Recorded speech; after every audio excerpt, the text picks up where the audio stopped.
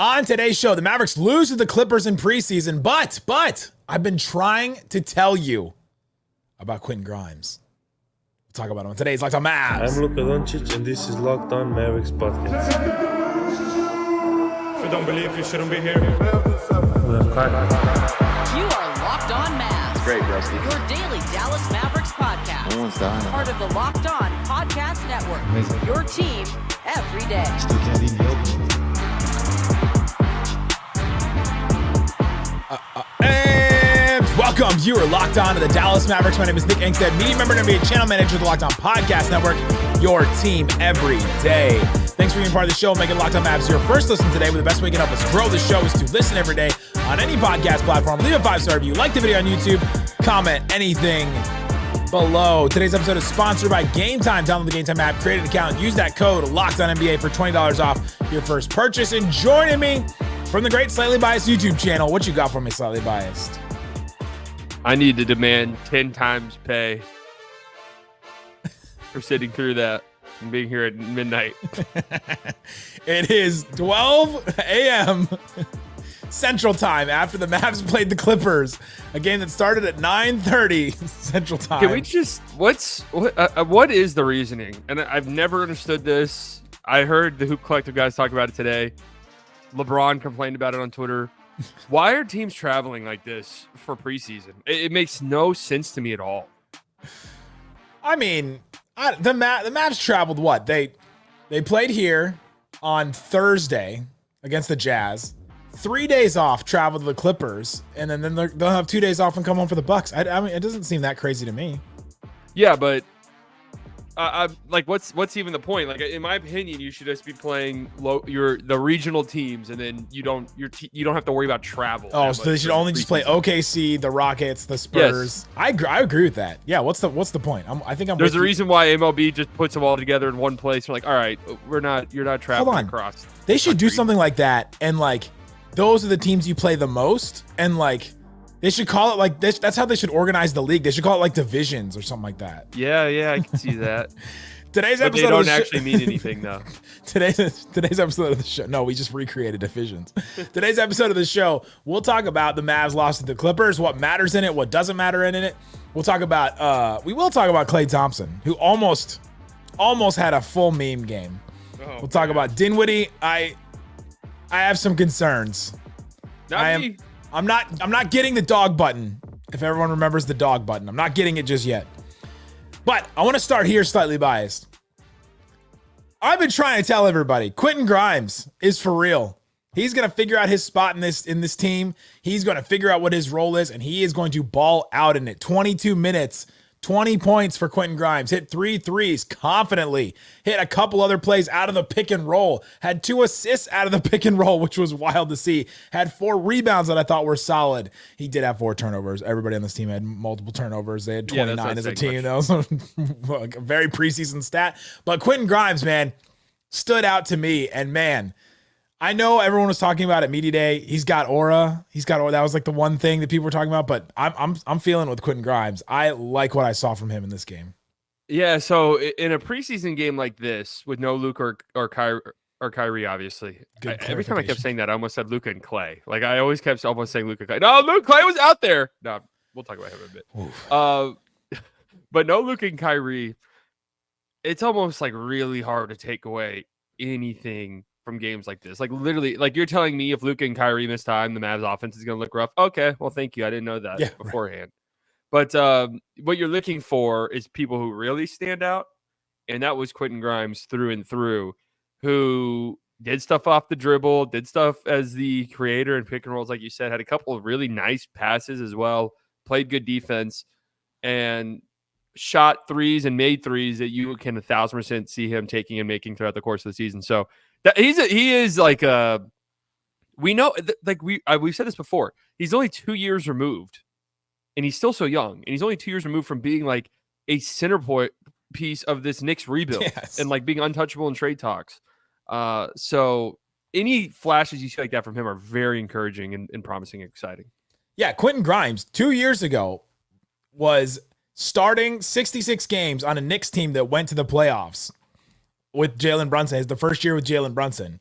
and he was playing 30 minutes a game. He was averaging 11 points, couple assists, 3 rebounds, shooting 39% from 3, like and guarding the best player on the other team. That was his role there. And then he kind of gets knocked down. Dante DiVincenzo takes his spot, and then Rick Brunson takes Dante DiVincenzo's spot again. And then Quentin Grimes gets traded in the Bogdanovich trade because they needed a little bit more shot creation, which made sense.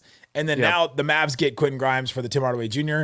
Salary dump, which is we're going to look back at it as one of the best Mavs trades in a long time, I think, looking at it right now. But I saw some stuff with him. I think that I saw some stuff that I had hoped with him because I've always been high on the Grimes addition for the Mavericks. He's going to be able to defend ball creators, like ball handlers. That's something that the Mavs desperately need. He's going to be able to hit a spot up jumper. His shot just looks so solid. It's so quick. He gets it off so quickly. He gets a lot of elevation in his shot too, which is something. And he can handle the ball a little bit. Like we asked him at media day, hit the bell.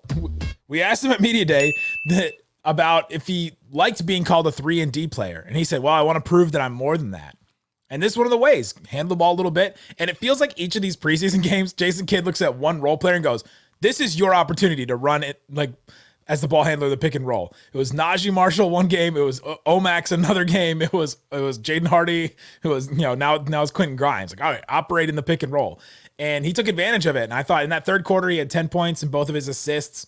Man, that was just such a good looking quarter. And I love what I saw from Quentin Grimes in that way. And I could see him do some of those things, maybe not score 20 points, but I could see him do some of those things when the full context of the team is back, like you mentioned. Yeah, it's just like a luxury thing. I don't like watching this Mavs preseason. There's obviously, it's been a while since we've seen them play. We're excited to have them back. So naturally they lose and this guy doesn't play well. This guy doesn't play well. It's the end of the world. Like, people are having meltdowns. Mavs Twitter's having meltdowns, this, that. But realistically, you're not going to see much that's going to concern you during these preseasons because there's not anything from any of these players that like the Mavericks absolutely desperately need in order for their team to function this season. You know what I mean? So seeing Quentin Grimes play like that, it just adds to the depth of this team. If that's, obviously you're not expecting 20 points and 7 of 11 shooting every night, but if he's somebody who you can rely on and count on and has moments like these and is just a consistent player, then he's a part of your rotation for sure. And it's just another person that they could throw into potentially closing lineups for this team moving forward. He's literally just going to fill the Josh Green role, right? Yeah. That's literally what he's going to fill. Josh Green last year was 6th on the team in minutes per game, 26 minutes a game. And then in the playoffs, he ended up playing 18 minutes a game, played every single game for the Mavericks, and they needed that guy. The guy in Josh Green role from last season has to be able to defend a ball handler, has to be able to hit a 3. Quentin Grimes can do both those things, but maybe he can do a little bit more, and that's what they hoped Josh Green could do because his passing was pretty good. He could every once in a while handle and do his little like Josh Green floater. He'd get one offensive rebound a game that I loved and stuff like that. And Quentin Grimes is going to do different things than Josh Green did, but man, I just like the stuff that I saw from him. This is a good showing from Quentin Grimes in this one. What do you expect his role to be on this team for the season? Yeah, maybe fill in that Josh Green role. Although I will say there are worlds where the Mavs need perimeter defense down the stretch of games and he closes. Like that's for sure. That's something that could happen. I saw somebody on Twitter call Quentin Grimes the LeBron of Josh Greens. Yes. I think that's a pretty funny way to put it. Right. It's just that kind of role. It's that player. And he played the best that kind of a player can play in a game like this, especially with he was the takeaway of the night for sure, through and through. Absolutely. Yeah. You love what you saw from him. And I like that. He looks like every time he comes in also, he doesn't shy away. No matter who's on the court with him, he's going to take a shot. He's going to also take a shot where you go, oh, were you supposed to take that shot? Like one of his first shots tonight was a stop and pull up like 3 on the right wing where you go, oh dang, like he just took it. His shot's very fast. And I thought I had the same reaction that you did. Where he pulled up and you were just like, whoa. It's a whoa. Love what we saw from Quentin Grimes. Let us know in the comment section on YouTube and on Twitter and on Instagram what you thought about Quentin Grimes. Coming up, let's talk about some of the other good. There's a couple more good things. Love what I saw from Jaden Hardy at times, like what I saw from Dereck Lively at times, and some others. We'll talk about some more of the good in this Mavs game coming up. You don't believe you shouldn't be here. Today's episode of Locked On Mavericks is brought to you by Game Time. Download the Game Time app, create an account, use that code LOCKEDONNBA for $20 off your first purchase at Game Time. And you use Game Time to go to all different kinds of events. You can go to a Cowboys game if that's something that you'd like to do. Maybe you are a glutton for punishment. Sabrina Carpenter, October 30th. You can go see Short and Sweet Tour. And don't bring your kids to that. And then you can see her. There's tickets on Game Time right there. There's Dallas Stars tickets right here. San Jose Sharks on Tuesday. That's today. San Antonio Spurs at Dallas Mavericks. That game, $51. You can go see that game. That one's interesting. That's opening night. So go check out that one. All kinds of other stuff too. Kevin Hart, Shakira. Man, there's good stuff coming to Dallas. All kinds of things at Game Time. I've used it. I've used it not just for sports, but comedy, concerts, theater, all that stuff. Download the Game Time app, create an account, use that code LOCKEDONNBA for $20 off your first purchase. Terms apply. Again, create an account, redeem that code LOCKEDONNBA for $20 off. Download Game Time today. What time is it? It's game time. Thanks everybody for hanging out with us on Locked On Mavs, being part of the show, part of the Raccoon Squad, listening every day. Appreciate each and every one of you for checking out the show. We are a 5-day-a-week Dallas Mavericks show where we also do every post game. So hang out with us here all season long and then some. All right, Slightly, we're talking about this Mavs versus Clippers preseason game. Mavs lose 110-96. Score doesn't really matter. Luka didn't play. Kyrie didn't play. PJ Washington did play though. Love seeing PJ back. One of the first plays of the game, he gets a post up on Harden, which was very reminiscent of the playoffs where the Mavs found some mismatches and went to him. That was awesome to see. Then he got, he airballed a three and then he nailed a three. So you're like, all right, you're cool with that. 50%. That's fine. Second one looked good. And then he had this play that got me almost out of my seat. He grabbed the rebound on one end and took it coast to coast through contact. This huge dunk, just this emphatic dunk on the other end. And I like what I saw from PJ Washington in this game in a lot of times. Yeah, PJ played well. I thought that he was one of the few that I don't know. Like I just thought he played well. Like that's what you expect from PJ Washington. The post up stuff is what's most interesting to me because I feel like he'll get a lot of advantageous situations on this team when everyone's healthy. I mean, you would figure that he would be like the fifth guy on offense. So just with how active Lively is going to be, I don't know who's more skilled as an offensive player, but getting those floaters, he loves getting to that spot. That post up against Harden, like you said, was nice. And then just hitting threes when they're available to you. You know, one of them was a top of the key, little jab step three, which I thought was nice. It was a good shot. And 3 steals as well. I thought he played really well. I mean, it is just a guy like PJ Washington is going to play off of Luka and Kyrie so much that it's just, it's hard to have takeaways. So when he does do good things and positive things and creates for himself, it does look good and notable. Very good. And it's nice to see the Lively PJ front court combination again. It made me realize how important PJ Washington is going to be for this team because of his size and his length. Like that combo, that tandem is just so much better than even a Najee Lively combo or a smaller kind of, I guess maybe an Omax combo. That's the other one we've seen so far. What's another combo we've seen? We've seen like the 3 guards and Klay, they just don't have a lot of fours, especially with Maxey out. And so the Lively PJ combo, it just felt like, okay, the front court is right again. You know, this is how it's supposed to go. You have the hustle, you have the rim protection, you have the defense, and those two are going to just work really well together defensively. And it was good to see that back together and working. Yeah, this size is just going to be desperately needed by this Mavs team. So I expect a really nice year from PJ Washington. Like I think he played really well for the Mavericks. Obviously, was awesome in the playoffs. I think this will just be another really good season for PJ Washington, and it'll be another really good move from Nico Harrison that we look back on. Speaking of Dereck Lively, 8 points for him, 7 boards, 5 assists for him, and 2 blocks and a steal for Dereck Lively. Also took a 3, top of the key. He took one. Nearly touched the ceiling, but he took it. It didn't look too bad. It had a high arc, but it like rimmed out. Very high arc. Didn't look like it was that bad. 24 minutes for Dereck Lively. What'd you like from Lively? I thought it was really interesting, and I think a lot of this has to do with the fact that Luka and Kyrie were out, and it was very difficult to generate and create offense. They ran so much of their offense out of the high post, like so much. They look like the Kings. Yeah, like They look like that Sabonis is with the kind of what they looked like. I mean, it felt like it was 80% of their offense, especially when Lively was out there. And he had some really nice bounce passes to cutters. He had a really nice one to, I think it was Grimes, wasn't it?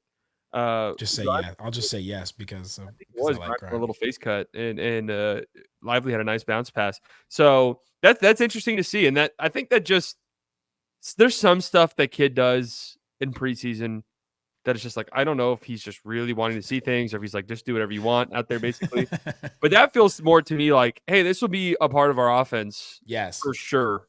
Especially when there's just one of Luka or Kyrie on the floor. And it feels more so like that's an offense you see with Kyrie on the court and no Luka, where it feels like you'll see, because Kyrie will cut. Kyrie's like a willing, enabled cutter.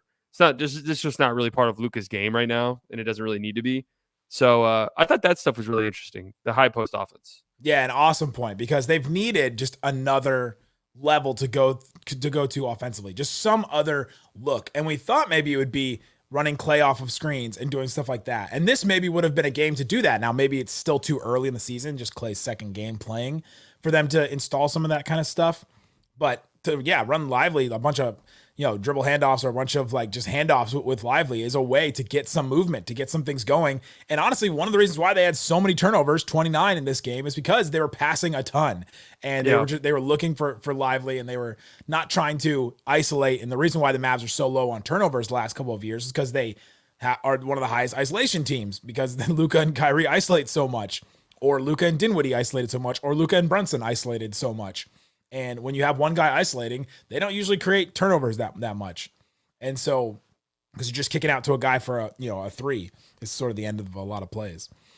But yeah, running the offense through Lively, it did show that they can go to something else there, because Lively's such a good decision maker in that spot. And it is because of that. It's not, there's not a crutch. They're trying to use Lively's ability to make plays to their advantage in that way.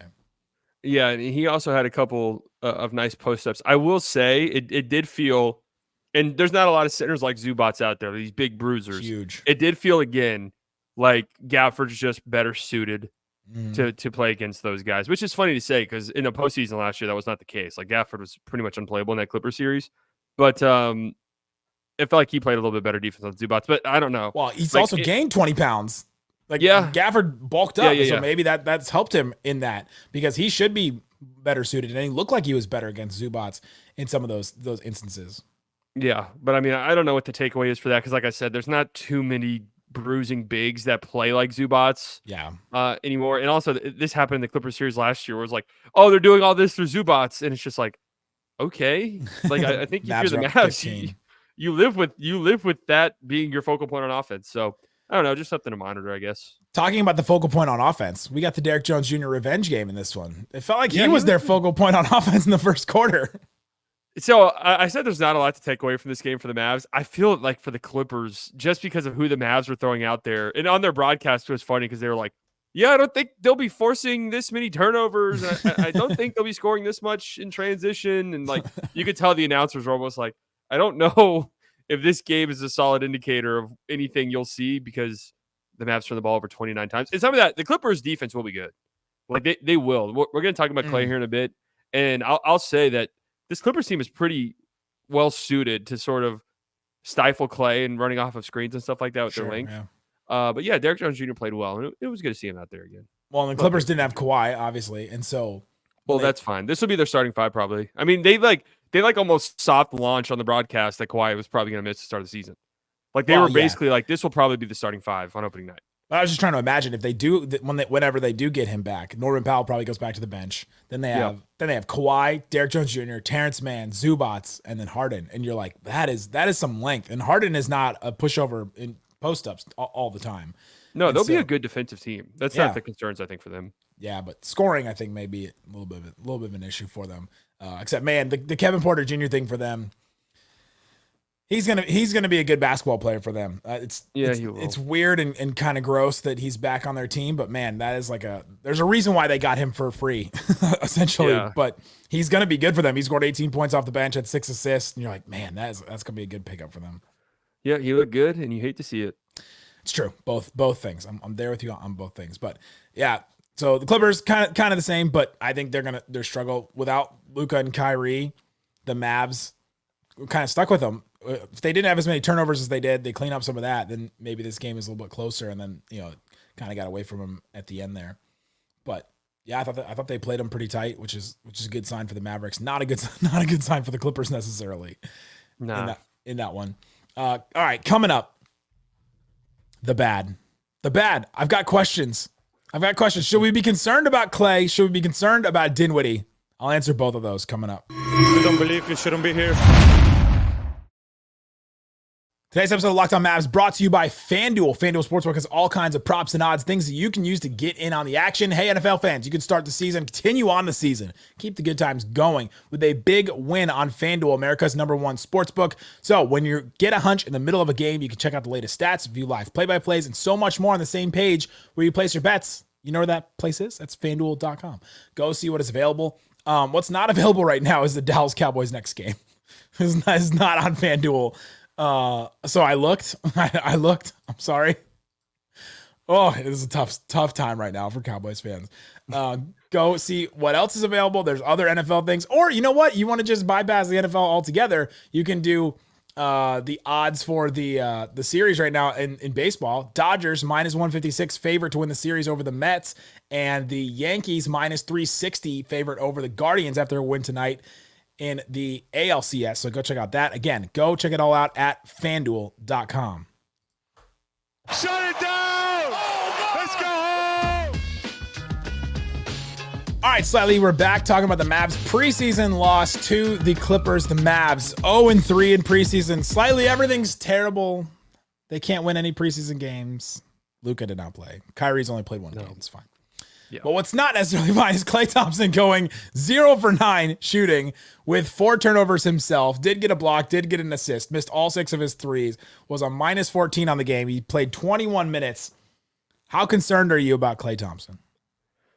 None Concerned. Zero. Like none. Like you look at this game, you watch what you saw, and you go, it didn't move me. It depends on what you were expecting out of Klay Thompson. There's no shooter, a volume 3-point shooter, where the majority of their shots are threes in the NBA who's like, hey, I'm 40% from 3. You know what that means? I'm 4 of 10 every game. You miss 60% of your shots.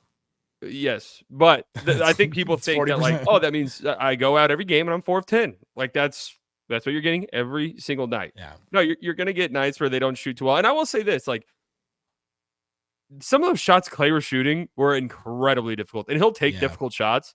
But in the context of an offense with Luka and Kyrie Irving, he's going to be taking much easier shots than the shots he got tonight, which I don't think he got like a single real clean look at all tonight. And he was forcing, and it felt like it was almost like, yo, go shoot this possession no matter what. So I'm really not overly concerned about Klay right now, to be honest with you. And I don't really think you should either if you're listening to this and find yourself concerned. I thought you were telling me. No, because I know there's people out there who see this stat line. And yes, we almost got the meme of stat line. No, if it was 0 of 10, the graphic would have been everywhere. It would have just been like Klay, 0 of 10. And I've already started blocking accounts. I'm sure you're probably seeing plenty of these big aggregator NBA accounts. They're like, Klay, the Mavs are in trouble. But, we'll see if this is in November, then maybe we have a different conversation. But I think if you were expecting Klay to come in, and it's just 2 preseason games, but I think if you were expecting Klay to come in and be able to create his own offense a bunch, add a ton to this team, then you look at some of these games and go, all right, let me calibrate that a little bit more. But you're right. He's not going to play in that context.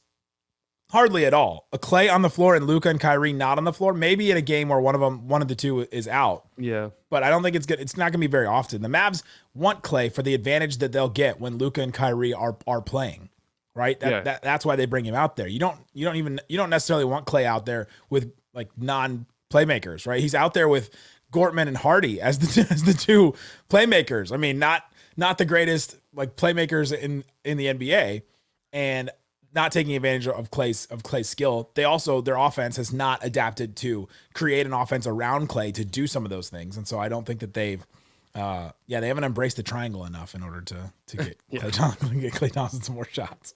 But I'm not worried about it. But if you were somebody, if you're listening and you were somebody that was like, oh, Klay could score 20 points a game, even if Luka and Kyrie weren't on this team. Like, I don't think that Klay's not that guy anymore. And that's totally fine.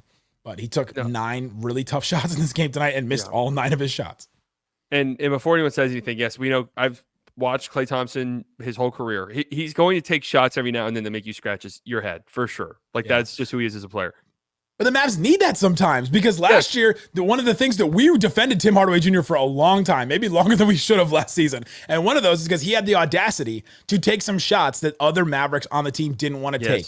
Every once in a while, you need a guy that will just be unconscious and go, doesn't matter. We've got to get up some shots. We've got to get up some threes. We've got to match the variance of this other team. They're beating us by 20. We've got to hit some threes and maybe we get hot here and then all of a sudden it starts steamrolling and we come back in this game. Like you need somebody like that. And Klay is absolutely going to be that for this team. There's a couple of guys that are going to be like that in this team. I've noticed Najee feels like a guy that's going to be like that. Hardy is still going to be a guy like that.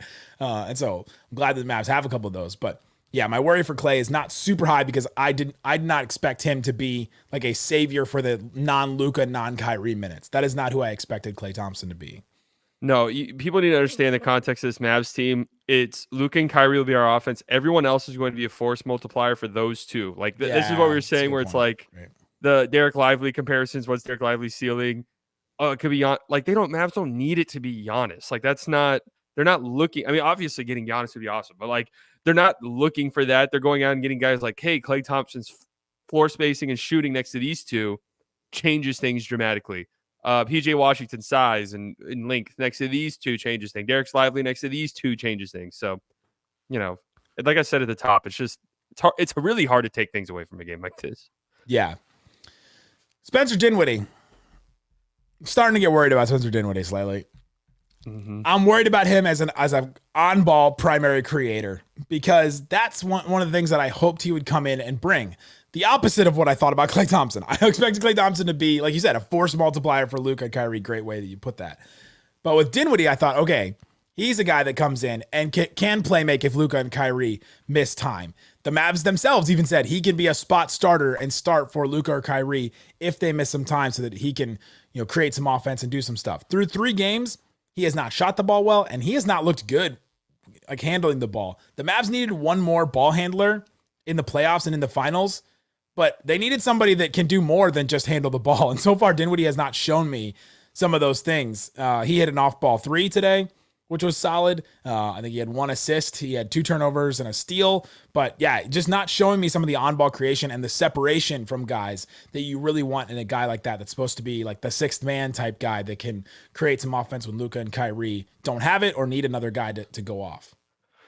I guess Dinwiddie's disappointing me or scaring me emotionally with Exum. Yes, emotionally with Exum being hurt. Because it's not really surprising or disappointing to me if you listen to me at all this summer when I was like, hey guys, Spence has been bad now for 2 years.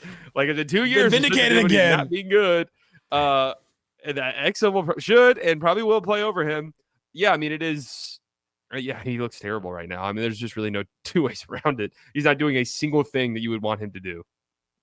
So just gotta hope this is early preseason stuff, and he's just that's the analysis, right? He's not doing a single thing that you go. Now, do I believe that he could get out of this? This is some rust, and he could come back and be better for what the Mavs need him to be or hope for him to be. Yes. Again, if you think it's 2 or 3 years ago, Dinwiddie, where he's the number 2 guy on the team? No. Yeah, which that was not a full 2 years ago. It's not that. Yeah. And so you hope that maybe he could be that. A year and a half ago. Yeah. I mean, yeah, but not 2 years. Year and a half. Yeah. But yeah, that's what I'm worried about so far with him. And I'm not completely out on him. It's been 3 preseason games. Again, the full context of the Mavericks. With the full context with Luka and Kyrie, he plays off of one of them. And that gives advantages for sure. And so far, we've just seen him play off of Kyrie in 1/2 of one game, basically. Yeah. And not even all of that. So yeah, start my nervous meter of Dinwiddie is up for sure. My flag is up. I'm starting to lean more towards where you were with him. Yes, I would say Klay, not yet. Dinwiddie, if you had like high expectations for him, you should probably be a little concerned with what you've seen. I'm not concerned about what I saw from Jaz Gortman though. Dude, he's a hooper. He has to be. I mean, there's just no way that Brandon Williams will have this. I can't even believe we're going to sit here and talk about 2 ways, which I have said I don't care about at all. But you can't let Gortman go, I don't think. I'm in it when it's blue like Jazz. When it's blue like Jaz Gortman, I'm nice. feeling good about it. 13 points in this game, got the start, hit 3 threes, had a couple of rebounds, and did not have any assists, but he is a hooper. I played some solid defense on Harden. I will say that too. He's 6'2", but has a 6'9" wingspan. And yeah, Brandon Williams has been out with an injury. This was his first game in preseason. He hit 3 threes too, which was solid. And he had some better moments later. He came in, looked a little rusty, but yeah, if they had to make a choice right now, I think just off of this, I would go with Gortman, but Brandon Williams has been on the team for a little while, and the Mavs themselves know more about him than we do. I don't think you could see like the self-creation that Gortman has and like not bring him back, because there's some moments where he hits some shot. He has a deep bag. There was a play, who was he up against, where he bumped a Clippers defender, like a Clippers starter or Chris Dunn or somebody. Bumped him, spun, and then had that scoop shot at the rim that it was Chris Dunn, I'm pretty sure. Was just insane. And Chris Dunn's a really good defender. Very that good scoop defender. shot at the rim that he made that just he had no business making. Yeah, he had a running left-handed hook shot over Kai Jones off the glass. Kai Jones, by the way, without the hair, had no idea who he was for like 4 minutes. Only reason I recognize him is because he played really well a couple nights ago. He gave an interview. They've got some baldies on their team, man. They've got some guys who are just going for it. They've got the beard and the balds. That's what they have, on the Clippers. But yeah, Jaz Gortman, he's moving me. Yeah, we don't spend a ton of time on two ways, but yeah, that's a guy who's looked really good, and I hope he gets one of the two ways. But it's 3 games in a row, 3 preseason games in a row. Okay. I think I was on the first preseason game. I was on the second. First one, I was like, okay, we'll see what Gortman has to say the next couple ones. Yeah. It's starting to look pretty real. And we haven't even seen the third two-way guy, Kessler Edwards, because he's been out. Right, and he's safe. I honestly God think he's absolutely safe because he's a wing. It's between Brandon Williams and... Well, he's a wing and has an NBA experience, has played in like NBA games and all that. So yeah, I think it is between those two guys. And it was interesting that Gortman started the first half, and Brandon Williams basically started the second half. It really looked like Kidd was trying to decide between the two. And yeah, we'll see what they decide on that. Yeah. I'd be surprised if it's Gortman. If it's not Gortman, then it would have to be because Brandon Williams has been here longer. He'll get picked up by someone though. Gortman will. He'll be on someone's G League team or whatever. Yeah, he's only 21 too. Mavs usually have older two-way guys, and this would be one younger than Omax. Younger than Hardy. Younger than us. Yeah, well, that's not that hard for these NBA players for me. Slightly getting old up in that penthouse.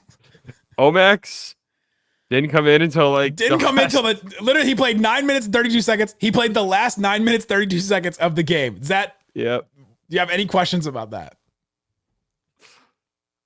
I just wonder what the temperature is like. What is the internal thoughts on Omax? I don't think they're high. Well, they've got so many. I mean, Klay's going to play minutes. PJ's going to play minutes. Najee's going to play minutes. Grimes is going to play minutes. We need to see you in the preseason. You get him out there. They started him last game with PJ out, so they wanted to see him then. They must have saw they needed to see. We've seen it all. I just think there's too many forwards in front of him. There's too many wings. There's too many wings in front of him, and they've got a bunch of guards who they're going to play all those guard minutes. So none of those, like the Quentin Grimes, Najee, they can't, and Klay, they can't slide down either. So it's just they're just stuck at those spots. But there you go. Let us know what you thought about the preseason game in the comment section below as Slightly drifts off to bed. Guys, thanks so much for hanging out with us. Tomorrow we'll be back with more. And then I've heard that I'm getting abandoned on Thursday because of Isaac with the church thing and Slightly with his version of church, which is softball. And Dana Larson will be joining me post-game in the arena after the Bucks game. So that should be awesome. So, guys, thanks so much for hanging out with us on Locked On Mavs. Be back tomorrow. Thanks so much for listening to Locked On Mavs. Peace out. Boom! That field is my altar.